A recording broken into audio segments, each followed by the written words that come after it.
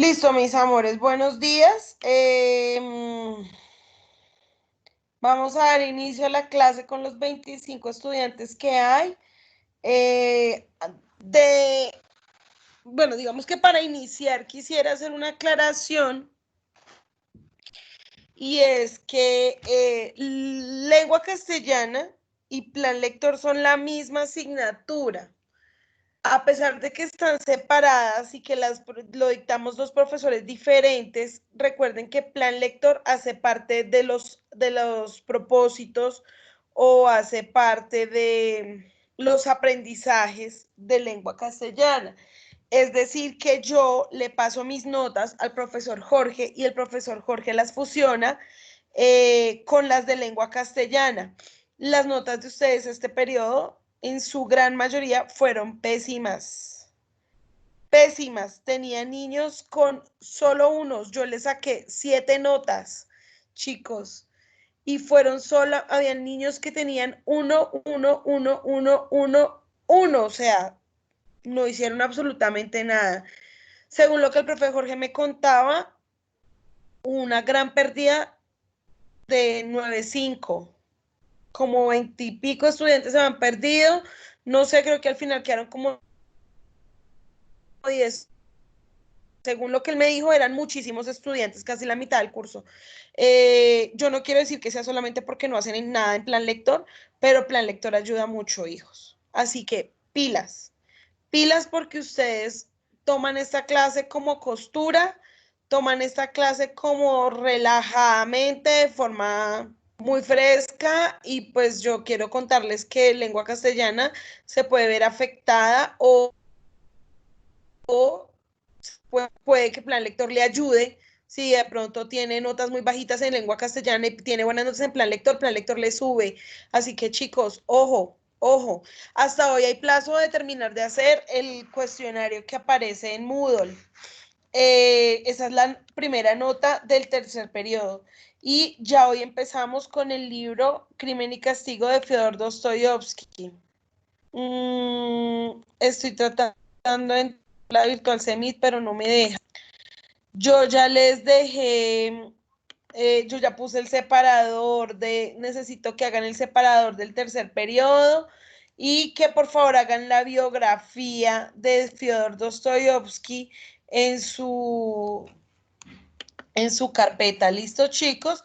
Vamos a ver una youtuber colombiana que pues es una booktuber, ¿sí? Se llama Raquel y ella habla de diferentes autores y en este caso vamos a escucharla hablar un poco de la vida y obra de Dostoyevsky.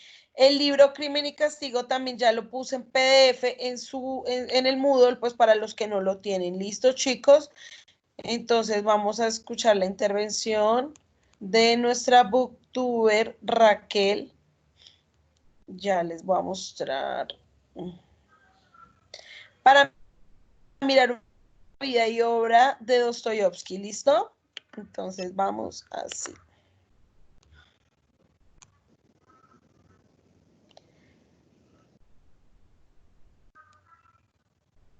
No, ¿por qué no me deja?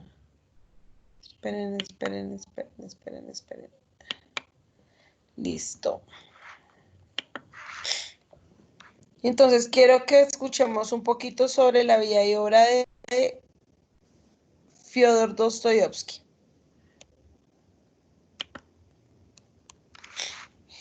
Estamos en el ciclo de reseñas plus biografías y en esta oportunidad el turno le corresponde al señor Fyodor Dostoyevsky.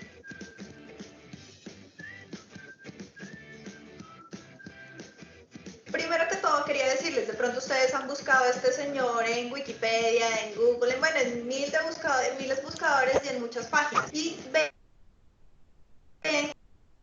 todas está escrito de la misma forma. Entonces, ustedes pueden encontrarlo como Fyodor Dostoyevsky, Fedor Dostoyevsky, Fyodor Mikhailovich Dostoyevsky o Fedor Mikhailovich Dostoyevsky, como quieran. En mi caso lo llamaré Fyodor. El señor Fyodor ve la luz del mundo el 11 de noviembre, el mismo día del cumpleaños de Leonardo DiCaprio, de 1821. Él nació en un hospital para gente pobre a pesar de que su familia era noble. ¿Por qué nace en este sitio? Porque su papá Fue el segundo de 6 hijos. Su padre era de un temperamento bastante fuerte y como un poquito tirano. Su madre, por el contrario, bastante dulce, cariñosa y amante de la cultura. La familia Dostoyevsky vivía en una dulce morada en el mismo edificio en el que funcionaba el manicomio. Sus vecinos eran el cementerio y el patíbulo donde ejecutaban a los condenados a muerte. Dulces recuerdos de infancia. Lamentablemente su madre, quien era quien más lo cuidaba y lo protegía, fallece a causa de la tuberculosis. Su papá se hunde así de lleno en el alcoholismo y envía a Fiodor y a su hermano a la Escuela Militar de Ingenieros ubicada en San Petersburgo. Lastimosamente, debido a problemas físicos, su hermano no es admitido en la Escuela de Ingenieros Militares. Sin embargo, Fiodor sí. Es muy raro porque ya vamos 2 de 2 escritores que ingresan a escuelas militares. ¿Será que es necesario? Mejor no. Estar en esta escuela no impidió que Dostoyevsky se enamorara de la literatura, pues encontró varias obras contemporáneos. Ya se imaginarán lo clásicos que era. Su padre era dueño de 2 aldeas y de muchos sirvientes. Resulta que cuando Dostoyevsky tenía 18 años se entera de que su padre murió. Pues realmente mataron a su padre estos mismos sirvientes porque lo consideraban como tirano. Recuerdan que ya habíamos hablado como del temperamento de este señor. Este hecho marca mucho la vida de Fyodor Dostoyevsky. A raíz de esto, él empieza a sufrir de crisis nerviosas y sus primeros ataques epilépticos. De que estas crisis se dieron a causa de que Dostoyevsky inconscientemente se sentía como culpable por la muerte de su padre, como que en el fondo la deseaba. Termina sus estudios a la edad de 20 años y por motivos económicos tiene que empezar a trabajar. En este caso lo hará como traductor y esto lo va a incentivar más a que se meta así de lleno a la literatura. En 1845 o 1846 encontré las 2 fechas, entonces por eso las digo las 2, por si acaso. Él publica su primera novela llamada Pobres Gentes. Esta novela le otorga un gran reconocimiento del público y de la crítica porque en ella se contenía como un análisis psicológico de los conflictos de su protagonista. Posteriormente va a escribir obras de menor trascendencia, aunque personalmente no estoy de acuerdo en que sean de menor trascendencia porque, por ejemplo, yo lo conocí con Noches Blancas y me parece que es un libro genial. Pero bueno, entre ellos está Noches Blancas, La Patrona, El Doble y el último, Nietoshka Nesvanova. Después de 50 tomas lo pude decir. En 1849 lo acusan de colaborar con grupos revolucionarios y liberales y es condenado a... Gracias a Dios recibió un indulto y es condenada a la pena de muerte. Claro que no es que le hayan hecho borrón y cuenta nueva y señor, me disculpe, que le vaya muy bien y chao. No, él sí es condenado a realizar por 4 años trabajos forzosos en Siberia. De ahí va a salir una inspiración para su libro, del cual olvidé el nombre, Recuerdos de la Casa de los Muertos. En 1800 ejército ruso como soldado raso en Kazajistán. Ahí conocerá quién sería su esposa, con quien lamentablemente no es feliz. En 1857, tras la amnistía general, logra recuperar sus tierras y puede dedicarse de lleno a la literatura, ya que es un hombre libre. Quería contarles que en el tiempo que este señor transcurre en prisión y también mientras es incorporado al ejército, sufre varios ataques epilépticos. Adicionalmente, y especialmente mientras está en prisión, que se dedica mucho al estudio de la Biblia y esto cambia radicalmente sus ideas. Va a rechazar a partir de entonces el ateísmo socialista y empieza a considerar la idea de la salvación a través del sufrimiento. En 1859 publicará la comedia Pachinkovo y sus habitantes. 2 años más tarde publica la revista El Tiempo en compañía de su hermano y 3 años después fundará Época, en donde va a publicar algunos de sus relatos. En 1864 va a publicar una de sus obras más representativas, que es Memorias del Subsuelo. Tiempo después van a morir su hermano y su esposa. Este primero va a dejar un montón de deudas así atroces que Dostoyevsky tuvo que afrontar y esto lo deja casi en la ruina. En 1862 Dostoyevsky empieza una relación con Apolinaria Susnova, de quien él se enamora así perdidamente. Trágicamente, tristemente, ella rechaza su propuesta de matrimonio. Pero no todo en esta relación es trágico, ya que gracias a todos los viajes por los que pasó en compañía de Apolinaria, van a ser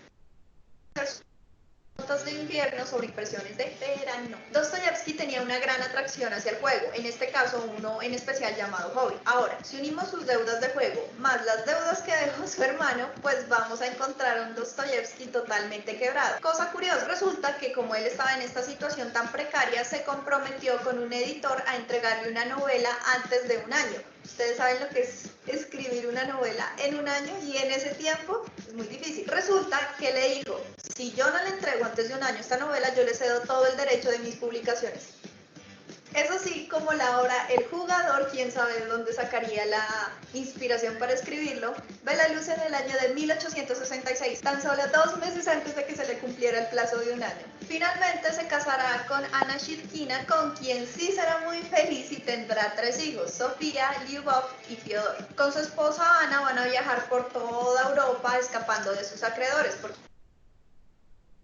ustedes tienes deudas, viaja por Europa. Después de estos pequeñísimos e insignificantes percances, va a publicar sus obras muy importantes como Crimen y Castigo en 1866, El Idiota en 1860, Los Endemoniados en 1870. Gracias a estas obras él puede progresar y volver finalmente a Rusia sin miedo. Los hermanos Karamazov, el libro del cual hicimos reseña en el anterior capítulo del Tintero, va a ser el último libro que escribió este señor poco antes de morir. Muere el 9 de febrero de 1881 a causa de una hemorragia de pulmón y es enterrado en el monasterio Alexander Nevsky. Comillas, paréntesis, como quieran llamarlo, me pareció muy raro que en ningún lado vi que hayan mencionado al Eterno Marido, que es una de sus obras como también más representativas, la cual aquí como dato en el tintero de Raquel les informamos que la publicó en 1870. Pues bueno, tisteros, esto fue todo en cuanto a la vida de Fyodor Dostoyevsky. Podemos ver la enorme de Mario Vargas Llosa, o sea, por los opuestos totalmente, pero sí se asemejan mucho en que ambos tomaron situaciones propias, situaciones reales que les habían pasado a ellos para inspirarse y escribir unas de sus más grandes obras. Así haya sido infiel, ludópata, emo, cortavenas, lo que haya sido, realmente yo admiro mucho a este señor. El legado que dejó, el legado escrito, es una cosa que creo que va a ser muy difícil que alguien pueda reemplazarlo, que alguien quiera igualar. Así que tristemente nunca podré decírselo en la cara, pero como ustedes están ahí de testigos, les dejo el mensaje. Realmente lo admiro mucho y me habría encantado poder conocerlo. El próximo episodio del Tintero de Raquel tratará de la última reseña del top hole de mis escritores favoritos, así que no se lo pierdan. Tampoco olviden darle campanita para que les lleguen los videos así súper frescos. Ya sé que están cansados de escucharme decir una y otra vez lo mismo, pero sé que no soy la única que lo dice, así que recuérdenlo hasta que lo memoricen y nunca, nunca, nunca lo olviden. Muchísimas gracias por ver este video, por ver todos los videos pasados, por seguirnos fielmente en todas las redes sociales. Un abrazo súper grande, no caigan en vicios y nunca dejen de leer. Chao. Oh, por Dios, ya. Listo. ¿Qué entendimos de la obra de Fyodor Dostoyevsky? De la obra no, de la vida de Fyodor Dostoyevsky. ¿Qué escuchamos en el video? Chicos, ¿están ahí? Señora. ¿Qué escuchamos de acá en el video? ¿Qué escuchamos? ¿Qué aprendimos de la vida y obra de Fyodor Dostoyevsky? Que tuvo problemas económicos y de salud desde muy joven, así que tuvo que estar en deudas, siendo amenazado de muerte y haciendo trabajos cruzados y escapando por Europa de personas a las que les debía dinero. O sea, fue una vida bastante complicada. Muy bien, listo, Samuel, muchas gracias. ¿Qué más encontramos?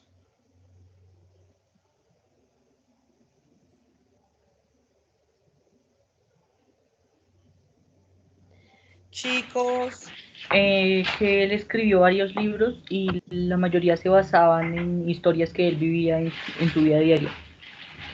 Muy bien, Sergio. Entonces él tuvo varias obras, de las cuales muchas eran casi que autobiográficas, como El Jugador, ya que él era ludópata, ¿cierto? Entonces él tenía una obsesión por el juego. ¿Qué más encontramos ahí? No sé, Mike escribió un libro en menos de un año, ¿no? Habla más durito, amor, que no te oigo. Que escribió un libro en menos de un año. Muy bien, entonces él escribió el libro El Jugador en menos de un año, ya que se había comprometido con una editorial o con alguien a sacar un libro en menos de un año, y lo escribió y lo terminó 2 meses antes de que se le cumpliera el plazo, porque si no, la persona con la que había hecho ese trato pues se quedaría con todos los derechos de sus publicaciones. Muy bien, en cuanto al amor, en cuanto al tema sentimental, ¿qué escuchamos? ¿Qué entendimos? Profe, que lo rechazaron en 2 ocasiones, creo. Muy bien, ¿qué más? Que tuvo 3 hijos, pero se me olvidaron los nombres. Muy bien, entonces tuvo una primera esposa con la que no fue feliz y ella muere, después se enamora profundamente de otra mujer, la cual lo rechaza y finalmente se casa con otra mujer que es Ana, creo que se llamaba Ana, y con ella tuvo 3 hijos, ¿verdad? Y con ella pues viaja por toda Europa. ¿Qué más encontramos de Fiodor?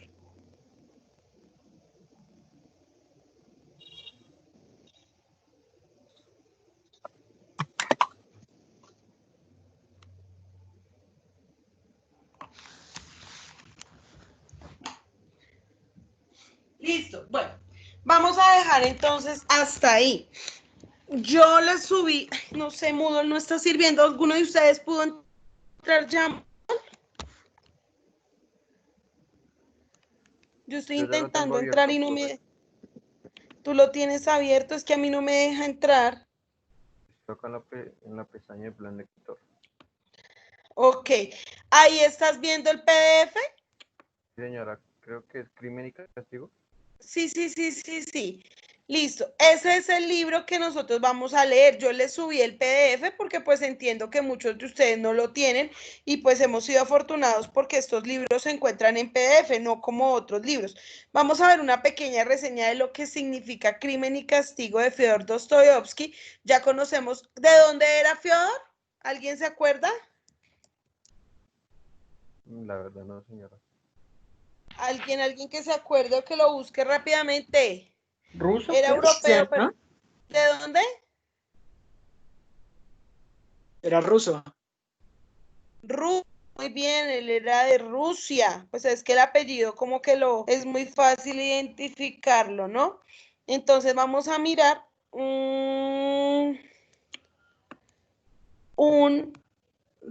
aquí nos dan una síntesis, una sinopsis animada de Crimen y Castigo.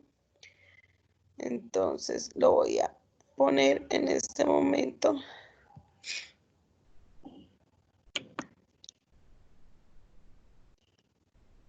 Porque es que me toca salirme, volver a entrar, compartir, buscar el audio y esto es engorroso, pero ahí vamos haciéndole de a poquitos. Listo. Por aquí. Hola a todos, el día de hoy nos vamos a poner bien criminales con Crimen y Castigo de Fyodor Dostoyevsky. Acompáñenme.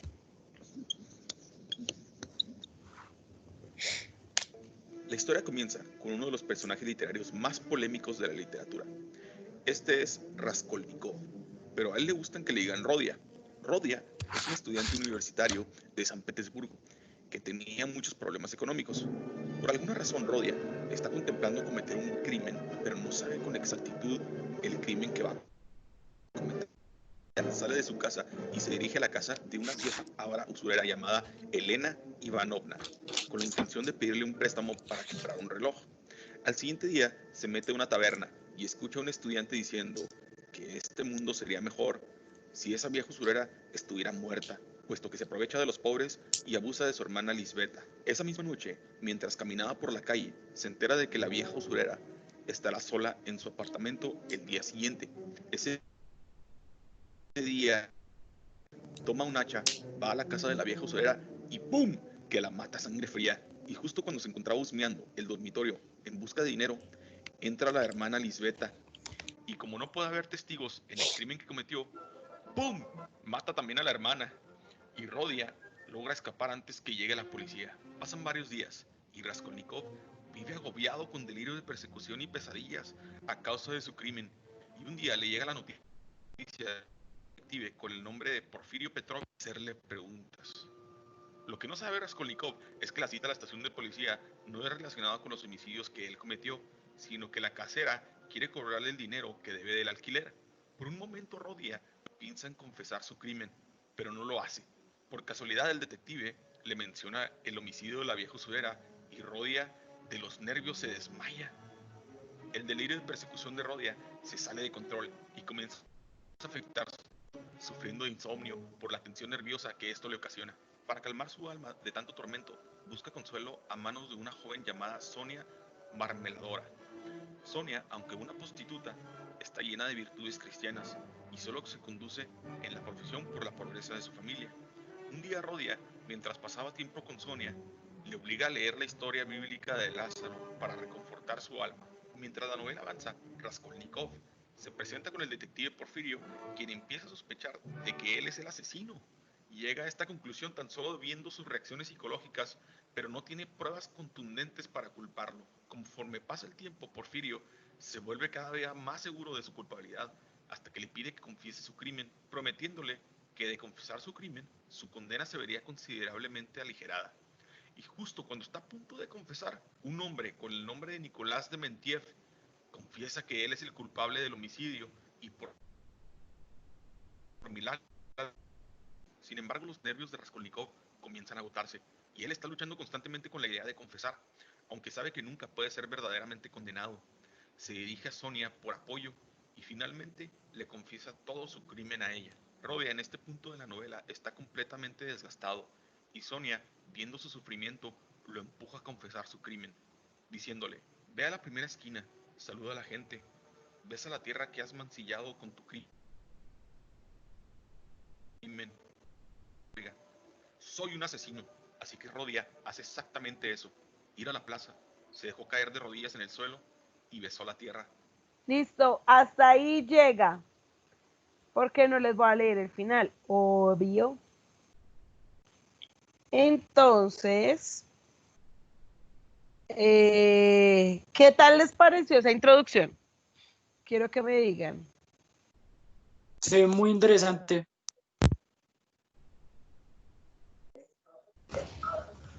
Se oye muy bueno. Entonces, ¿qué es lo que vamos a hacer? Pues empezar a leer.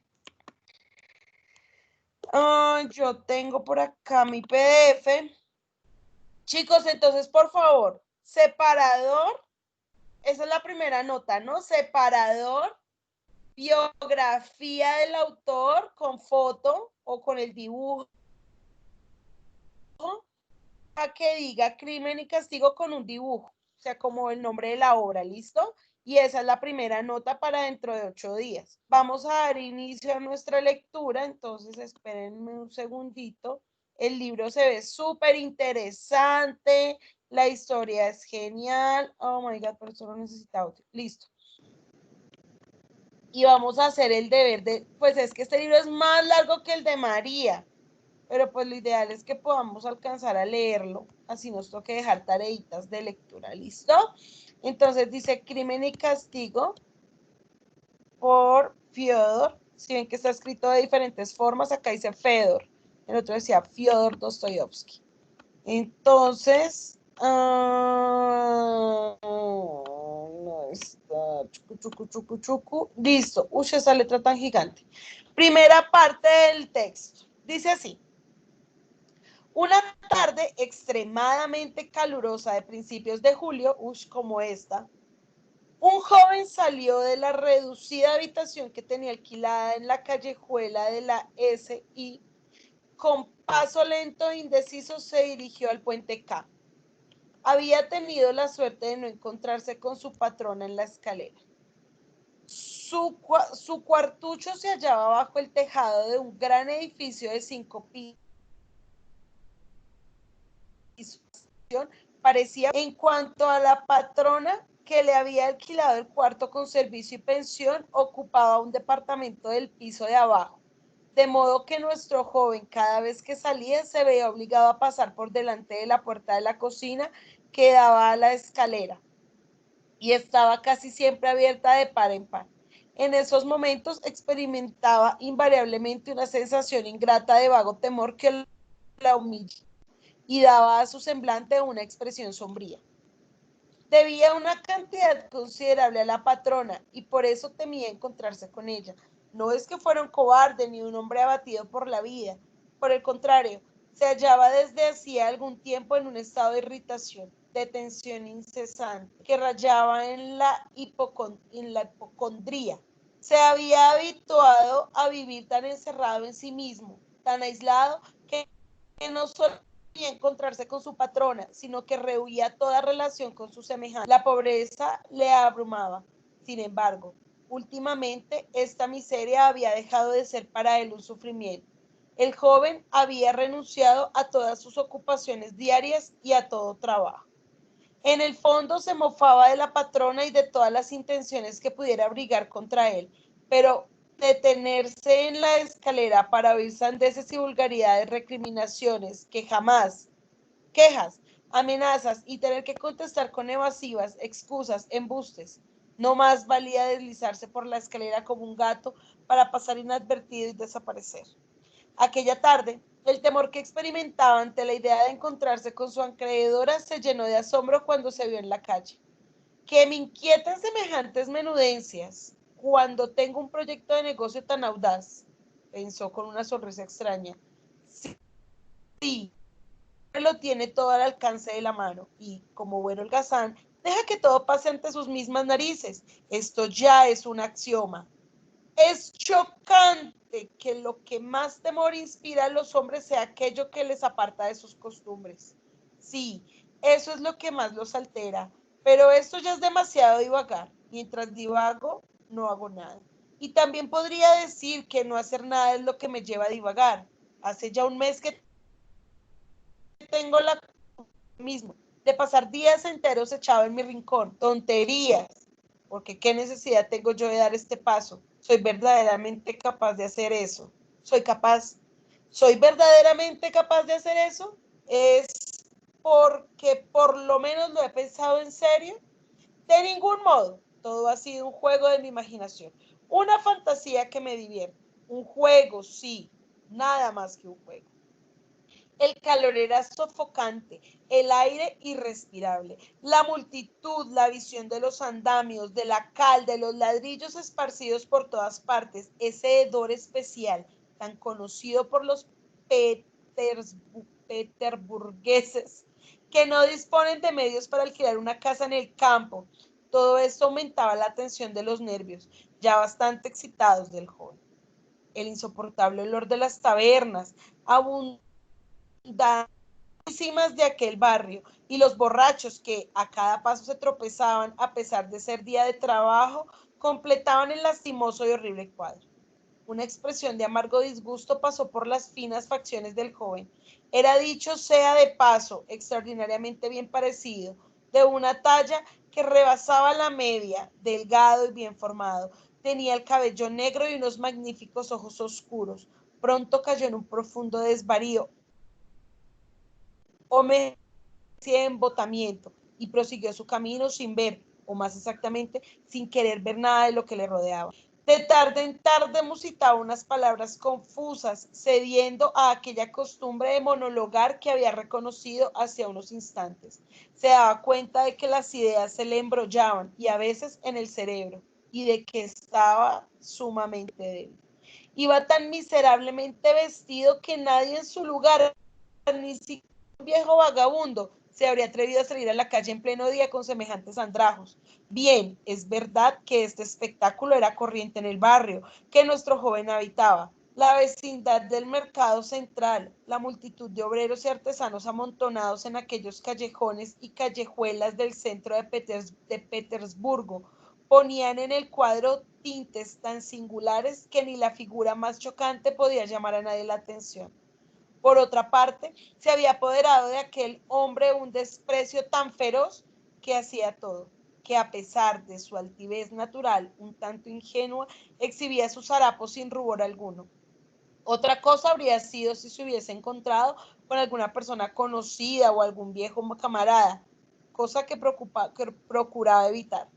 Sin embargo, se detuvo en seco y se llevó nerviosamente la mano al sombrero cuando un borracho, al que transportaban no se sabe a dónde ni por qué en una carreta vacía que arrastraban al trote de dos grandes caballos, le dijo en voz de, ¿cómo? Le dijo a voz en grito, tú, sombrerero alemán! era un sombrero de copa alta, circular, descolorido por el uso, agujereado, cubierto de manchas, de bordes desgastados y lleno de abolladuras. Sin embargo, no la vergüenza, sino otro sentimiento muy parecido al terror, lo que había apoderado al joven. Lo sabía, murmuró en su turbación. Lo presentía. Nada hay peor que esto. Una nardería, una insignificancia puede malograr todo el negocio. Sí, este sombrero llama la atención. Es tan ridículo que atrae las miradas. El que va vestido con estos pingajos necesita una gorra, por vieja que sea. No esta cosa tan horrible. Nadie lleva un sombrero como este. Se me distingue a una versta a la redonda. Te recordarán, esto es lo importante, se acordarán de él andando el tiempo y será una pista. Lo cierto es que hay que llamar la atención lo menos posible. Los pequeños detalles, ahí está el kit. Eso es lo que acaba por perderle a uno. No tenía que ir muy lejos, sabía incluso el número exacto, exactamente 730. Los había contado un día cuando la concepción de su proyecto estaba aún reciente. Entonces ni él mismo creía en su realización. Su ilusoria audacia, a la vez sugestiva y monstruosa, solo servía para excitar sus nervios. Ahora ha transcurrido un mes. Empezaba a mirar las cosas de otro modo y a pesar de sus enervantes soliloquios sobre su debilidad, potencia y su resolución, se iba acostumbrando poco a poco, como a pesar suyo, a llamar negocio a aquella fantasía espantosa y al considerarla así la podría llevar a cabo aunque siguiera dudando de sí mismo. Él se había propuesto hacer un ensayo y su agitación crecía a cada paso que daba. Con el corazón desfallecido y sacudido de los miembros por un temblor nervioso, llegó al fin a un inmenso edificio de cuyas fachas daba y la otra calle. El caserón estaba dividido en infinidad de pequeños departamentos habitados por modestos artesanos de toda especie, sastres, cerrajeros. Había allí cocineras, alemanes, prostitutas, funcionarios de ínfima categoría. El ir y venir de gente era continuo a través de las puertas y de los dos patios del inmueble. Lo guardaban 3 o 4 porteros, pero nuestro joven tuvo la satisfacción de no encontrarse con ninguno. Franqueó el umbral y se introdujo en la escalera de la derecha, estrecha y oscura como era propio de una escalera de servicio, pero estos detalles eran familiares a nuestro héroe y por otra parte no les disgustaban. En aquella oscuridad no había que temer a las miradas de los curiosos. Sí, tengo tanto miedo en este ensayo. ¿Qué sería si viniese a llevar a cabo de verdad el negocio? Pensó involuntariamente al llegar al cuarto piso. Allí le cortaron el paso varios antiguos soldados que hacían el oficio de mozos y estaban sacando los muebles de un departamento ocupado. El joven lo sabía, por un funcionario alemán casado. Ya que este alemán se muda, se dijo el joven, en este rellano no habrá durante algún tiempo más que la vieja. Esto está más que bien. Llamemos a la puerta de la vieja. La campanilla resonó tan débilmente que se diría que era de hojalata y no de cobre. Así eran las campanillas de los pequeños departamentos en todos los grandes edificios semejantes a aquel. Pero el joven se había olvidado ya de este detalle y el tintineo de la campanilla debió despertar un viejo recuerdo. La debilidad de sus nervios era extrema. Transcurrido un instante, la puerta se entreabrió. Por la estrecha abertura, la inquilina observó al intruso con evidente desconfianza. Solo se veían sus ojillos brillando en la sombra. Al ver que había gente en el rellano, se tranquilizó y abrió la puerta. El joven franqueó el umbral y entró en un vestíbulo oscuro dividido en dos por un tabique, tras el cual había una minúscula La vieja permanecía inmóvil ante él. Era una mujer menuda, reseca, de unos 60 años, con una nariz puntiaguda y unos ojos chispeantes de malicia. Llevaba la cabeza descubierta y sus cabellos de un rubio desvaído y con solo algunas hebras grises. Estaban embadurnados de aceite. Un viejo chal de franela rodeaba su cuello, largo y descarnado como una pata de pollo, y a pesar del calor, llevaba sobre los hombros una pelliza pelada y amarillenta. La tos la sacudía a cada momento. La vieja gemía. El joven debió de mirarla de un modo algo extraño, pues los menudos ojos recobraron su expresión de confianza. Oh, Raskolnikov, estudiante. Vine a su casa hace un mes, barbotó rápidamente, inclinándose a medias, pues se había dicho que debía mostrarse muy amable. Lo recuerdo, muchacho, lo recuerdo perfectamente, articuló la vieja, sin dejar de mirarlo con una expresión de recelo. Bien, pues he venido para un negocillo como aquel, dijo Raskolnikov, un tanto turbado y sorprendido por aquella desconfianza. Tal vez esta mujer es siempre así, yo no lo advertí la otra vez, pensó desagradablemente.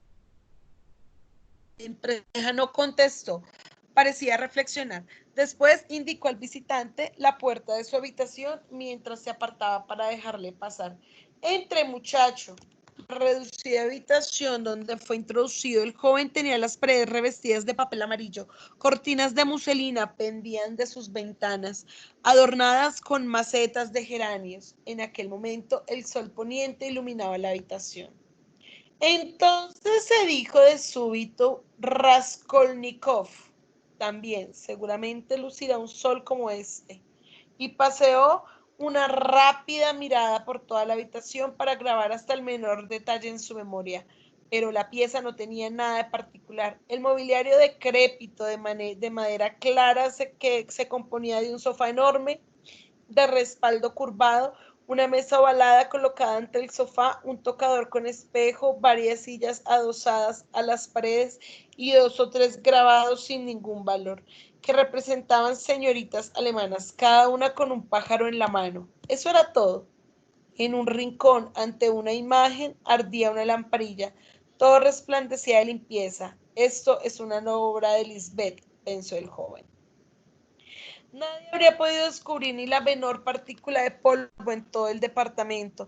Solo en las viviendas de estas perversas y viejas viudas puede verse una limpieza semejante, se dijo Raskolnikov, y dirigió con curiosidad y al soslayo una mirada a la cortina de indiana que ocultaba la puerta de la segunda habitación, también sumamente reducida, donde estaba la cama y la cómoda de la vieja, y en la que él no había puesto los pies jamás. Ya no había más piezas en el departamento. ¿Qué desea usted?, preguntó ásperamente la vieja, que apenas sabía la habitación. Se había plantado ante él para mirarle frente a frente. Vengo a empeñar esto. Y sacó del bolsillo un viejo reloj de plata, en cuyo dorso había un grabado que representaba el globo terrestre y del que pendía una cadena de acero. Pero si todavía no me ha devuelto la cantidad que le presté, el plazo terminó hace 3 días. Le pagaré los intereses de un mes más, tenga paciencia. Soy yo quien ha de decidir tener paciencia o inmediatamente el objeto empeñado, joven. ¿Me dará una buena cantidad por el reloj, Elena Ivanovna? Pero si me trae usted una miseria.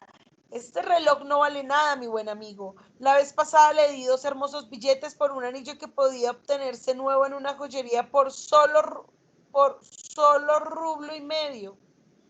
Deme 4 rublos y lo empeñaré. Es un recuerdo de mi padre. Recibiré dinero de un momento a otro. Rublo y medio y le descontaré los intereses. Rublo y medio, exclamó el joven. Si no le parece bien, se lo lleva. Y la vieja le devolvió el reloj. Él lo cogió y se dispuso a salir indignado, pero de pronto cayó en la cuenta de que la vieja usurera era su último recurso y de que no había ido allí para otra cosa. Venga el dinero, dijo secamente. La vieja sacó unas llaves del bolsillo y pasó a la habitación inmediata. Al quedar empezó a reflexionar mientras aguzaba el oído, hacía deducciones, oyó abrir la cómoda. Sin duda, el cajón de arriba, dedujo, lleva las llaves en el bolsillo derecho. Un manojo de llaves en un anillo de acero. Hay una mayor que las otras y que tiene el paletón dentado. Seguramente no es de la cómoda, por lo tanto hay una caja, tal vez una caja de caudales. Las cajas de caudales suelen tener esa forma. Ah, qué innoble es todo esto. La vieja reapareció. Aquí tiene, amigo mío, a 10 copex por rublo y por mes. Los intereses de rublo y medio son 15 copex que cobro por adelantado. Además, por los 2 rublos del préstamo anterior, he de descontar 20 copex para el mes que empieza, lo que hace un total de 35 copex. Por lo tanto, usted debe recibir por su reloj un rublo y 15 copex. Aquí los tiene. Así, todo ha quedado reducido a un rublo y 15 copex. Exactamente. El joven cogió el dinero. No quería discutir. Miraba a la vieja y no mostraba ninguna prisa por marcharse. Parecía deseoso de hacer o decir algo, aunque ni él mismo sabía exactamente qué. Es posible, Elena Ivanovna, que le traiga muy pronto otro objeto de plata, una bonita pitillera que le presté a mi amigo en cuanto me la devuelva. Se detuvo turbado. Ya hablaremos cuando la traiga, amigo mío. Entonces, adiós. ¿Está usted siempre sola aquí? ¿No está nunca su hermana con usted? Preguntó en el tono más indiferente que le fue posible, mientras pasaba el vestíbulo. ¿A usted qué le importa? No le he dicho con ninguna intención. Usted enseguida, a Elena Ivanovna. Raskolnikov salió al rellano, presa de una turbación creciente. Al bajar la escalera se detuvo varias veces, dominado por repentinas emociones. Al fin, ya en la calle, exclamó: ¡qué repugnante es todo esto, Dios mío! ¿Cómo es posible que yo? No, todo ha sido una necesidad, un absurdo, afirmó resueltamente. Como espíritu, una cosa, no me creía tan miserable. Todo esto es repugnante, ignole, horrible, y yo he sido capaz de estar todo un mes pero ni palabras ni exclamaciones bastaban para expresar su turbación. La sensación de profundo disgusto que le oprimía y le ahogaba cuando se dirigía a casa de la vieja era ahora sencillamente insoportable. No sabía cómo liberarse de la... Iba por la acera como embriagado, no veía a nadie y tropezaba con todos. No se recobró hasta que estuvo en la otra calle. Al levantar la mirada, vio que estaba en la puerta de una taberna. De la acera partía una escalera que se hundía en el subsuelo y conducía al establecimiento. De él salían en aquel momento 2 borrachos, subían la escalera apoyados el uno en el otro e injuriándose. Raskolnikov bajó la escalera sin vacilar. No había entrado nunca en una taberna, pero entonces la cabeza le daba vueltas y la sed le abrazaba. Le dominaba el deseo de beber cerveza fresca, en parte para llenar su vacío estómago, ya que atribuía al hambre su estado. Se sentó en un rincón oscuro y sucio ante una pringosa mesa, pidió cerveza y se bebió un vaso con avidez. Al punto experimentó una impresión de profundo alivio. Sus ideas parecieron aclararse. Todo esto son necesidades, se dijo, reconfortado. No había motivo para perder la cabeza. Un trastorno físico sencillamente, un vaso de cerveza, un trozo de galleta y ya está, firme el espíritu y el pensamiento se aclara y la voluntad renace. ¡Cuánta nimiedad! Sin embargo, a despecho de esta amarga conclusión, estaba contento como el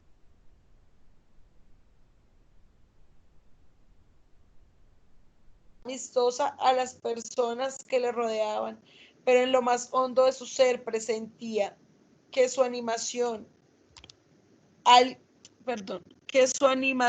aquel resurgir de su esperanza, era algo enfermizo y ficticio. La taberna estaba casi vacía. Detrás de los 2 borrachos con que se había cruzado Raskolnikov había salido un grupo de 5 entre ellas una muchacha. Llevaban una armónica. Después de su marcha, el local quedó en calma y pareció más amplio. En la taberna solo había 3 hombres más. Uno de ellos era un individuo algo embriagado, un pequeño burgués, a juzgar por su apariencia, que estaba tranquilamente sentado ante una botella de cerveza. Tenía un amigo al lado, un hombre alto y grueso, de barba gris, que dormitaba en el banco, completamente ebrio. De vez en cuando se agitaba el pelo. El pleno sueño, abría los brazos, empezaba a castañear los dedos, mientras movía el busto sin levantarse de su asiento. Comenzaba a canturrear una burda tonadilla, haciendo esfuerzos para recordar las palabras. Un año entero acaricié a mi mujer. Durante un año entero acaricié a mi mujer. En la Podiachekaya me he vuelto a encontrar con mi antigua, pero nadie daba muestras de compartir su buen humor. Su taciturno compañero observaba estas explosiones de alegría con gesto desconfiado y casi hostil. El tercer cliente tenía la apariencia de un funcionario retirado. Estaba sentado aparte ante un vaso que se llevaba de vez en cuando a la boca, mientras lanzaba una mirada en torno de él. También ese hombre parecía presa de cierta agitación interna. Raskolnikov, ok, quedamos ahí. Primer capítulo, página 25. ¿Qué hemos entendido hasta ahora?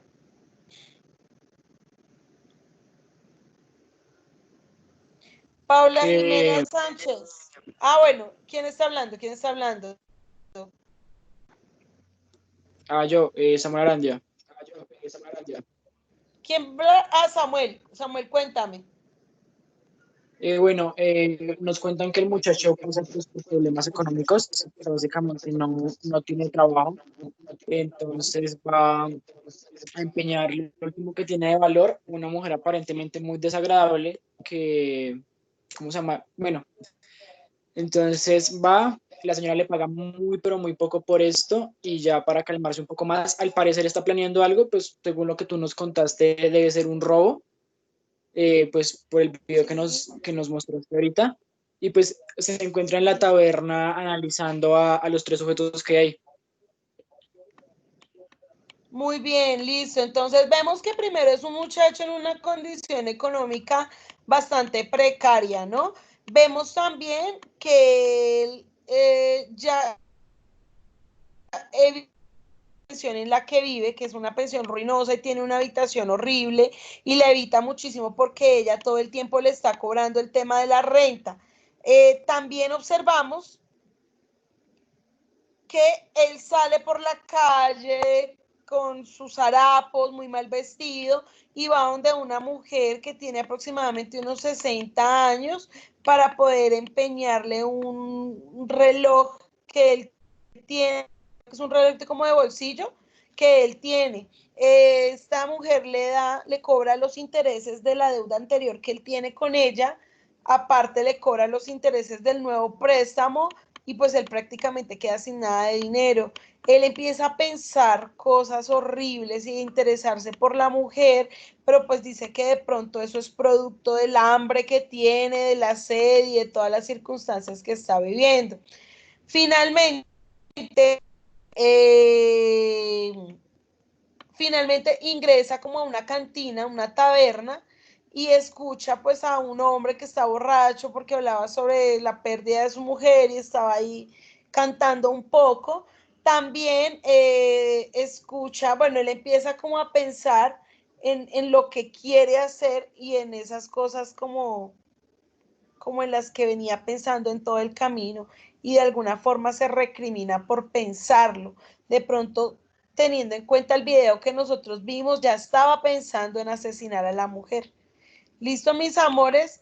Chicos, para la próxima clase leen el capítulo 2, por favor. Se leen el capítulo 2 y a comienzo de la clase hacemos un cuisecito chiquitico del capítulo 2 y empezamos la lectura del capítulo 3. ¿Listo? No es más, les voy a dejar estos 13 minuticos libres para que vayan y almuercen. Un abrazo enorme, pilas juiciosos este periodo para que no perdamos y nos vemos, por favor, los niños que no han completado el taller de María, terminen de completarlo porque hay clase hasta las 11 de la noche de hoy. ¿Listo, hijos? ¿Alguna pregunta? No, señora. Listo, bebés hermosos, que Dios los bendiga, que tengan un lindo fin de semana, pórtense juiciosos y nos vemos el otro. Chao, profe, gracias. Vale, muchas gracias. Chao, mi Chao, amor. profe, hasta luego. Bye, bye.